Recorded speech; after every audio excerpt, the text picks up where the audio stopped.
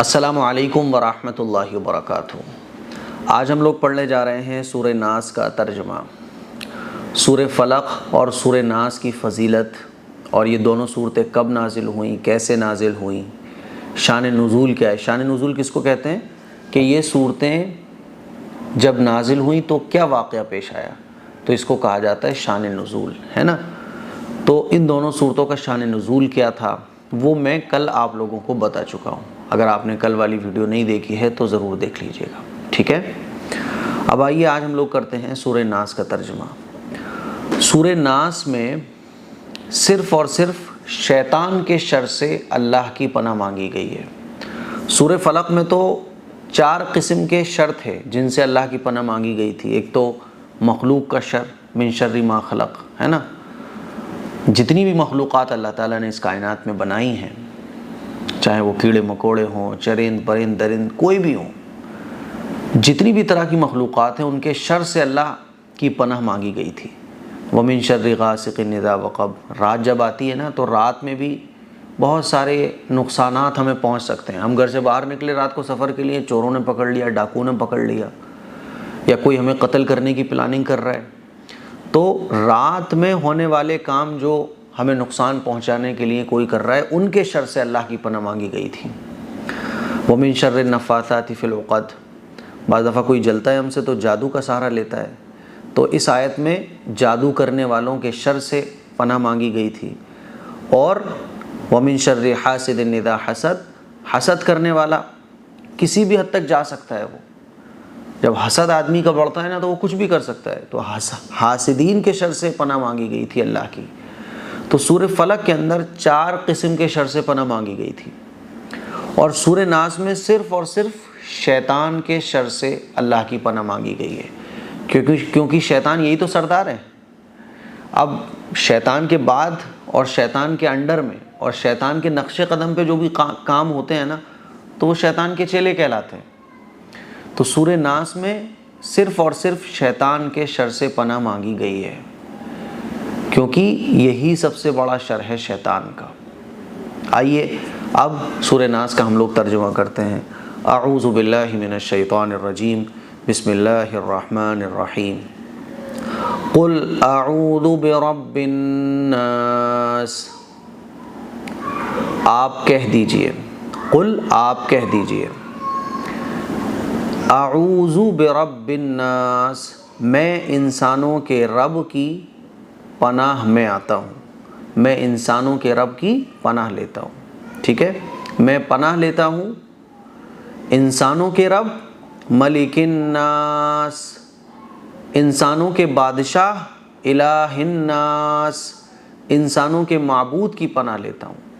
آپ کہہ دیجئے کہ میں انسانوں کے رب، انسانوں کے بادشاہ، انسانوں کے معبود کی پناہ لیتا ہوں، انسان کے معبود کی پناہ لیتا ہوں۔ اللہ نے یہ 3 جگہ کیوں بیان کیا کہ انسانوں کے بادشاہ، انسانوں کے معبود، انسانوں کے رب؟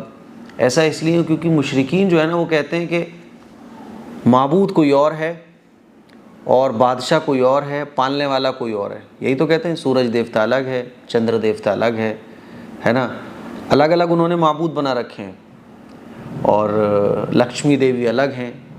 تو مشرکین مکہ بھی یہی کہتے تھے کہ ہر چیز کو انہوں نے الگ الگ خدا بنا رکھا تھا۔ تو اللہ فرما رہا ہے کہ ایسا نہیں ہے، معبود ایک ہی ہے اور وہی ساری ضرورتیں پوری کرتا ہے۔ تو اس آیت میں فرمایا گیا قل، آپ فرما دیجئے کہ میں انسانوں کے رب، انسانوں کے بادشاہ اور انسانوں کے معبود کی پناہ لیتا ہوں۔ کس سے پناہ لیتا ہوں؟ من شر الوسواس الخناس، وسوسے ڈالنے والے کے شر سے،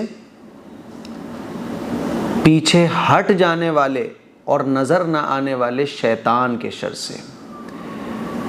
وسوسے ڈالنا یہ شیطان کا کام ہے، شیطان وسوسے ڈالتا ہے، اسلام کے بارے میں وسوسے ڈالتا ہے، گندے غلط کاموں کے لیے دل میں وسوسے ڈالتا ہے نا۔ خناس کہتے ہیں پیچھے ہٹ جانے والے، نظر نہ آنے والے، کیونکہ شیطان جو ہے نا عام طور پر سامنے آ کے آپ کو نہیں بہکائے گا، وہ پردے کے پیچھے سے بہکائے گا، پیچھے کھڑے ہو کے بہکائے گا، اور ایسے بہکائے گا کہ آپ کو پتہ بھی نہیں چلے گا کہ یہ شیطان بہکا رہا بات سمجھ آ رہی ہے؟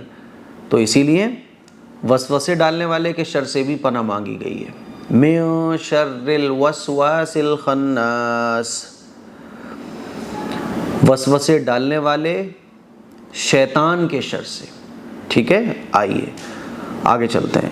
الذی یوسوس فی صدور الناس، جو لوگوں کے دلوں میں وسوسے ڈالتا ہے. شیطان جو ہے نا لوگوں کے دلوں میں وسوسے ڈالتا ہے. اب شیطان کے جو چیلے ہوتے ہیں نا وہ جناتوں میں سے بھی ہو سکتے ہیں جو ہمیں نظر نہیں آتے، اور انسانوں میں سے بھی ہو سکتے ہیں جو ہمیں نظر آتے ہیں.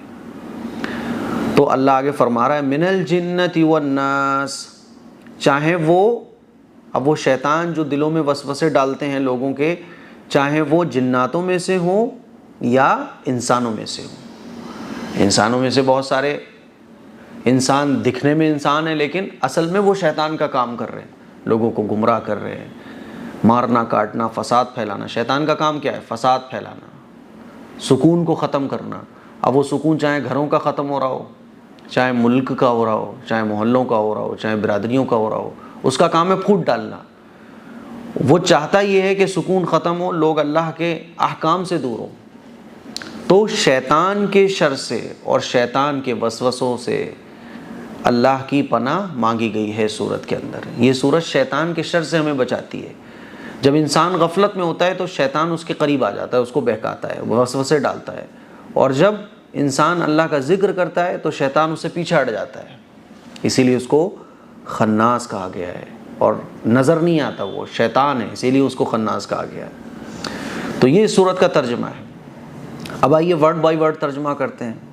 قل، آپ فرما دیجئے، اعوذ، میں پناہ لیتا ہوں، برب الناس، لوگوں کے رب کی، انسانوں کے رب کی، ملک الناس، انسانوں کے بادشاہ کی، الہ الناس، انسانوں کے معبود کی. الہ کہتے ہیں معبود، ملک کہتے ہیں بادشاہ.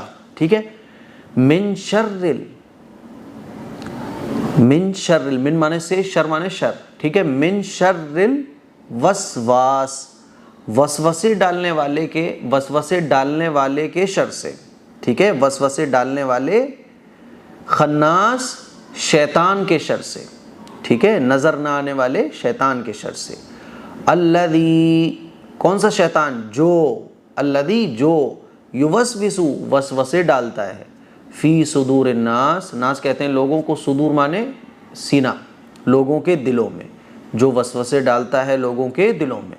من الجنتی، چاہے وہ جناتوں میں سے ہوں، والناس، اور انسانوں میں سے ہوں. وسوسے ڈالنے کا جو کام کرے، بہکانے کا جو کام کرے، لڑانے کا جو کام کرے، یعنی ایمان اور اسلام کے بارے میں جس طرح سے بھی ہمیں نقصان پہنچ سکتا ہے وہ نقصان پہنچانے کی کوشش کرے، چاہے وہ جنات ہو چاہے وہ انسان ہو.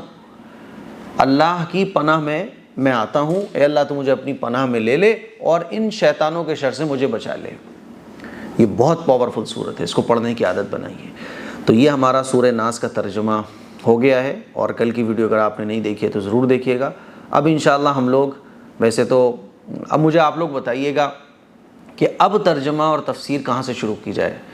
الف لام میم یعنی سورہ بقرہ سے شروع کی جائے. بعض لوگ یہ کہہ رہے ہیں کہ اما کا پارہ پورا کیا جائے، یعنی 30واں پارہ پورا کمپلیٹ کیا جائے، کیونکہ 30ویں پارے کی صورتیں عام طور پر لوگوں کو یاد ہوتی ہیں، کسی کو کم کسی کو زیادہ.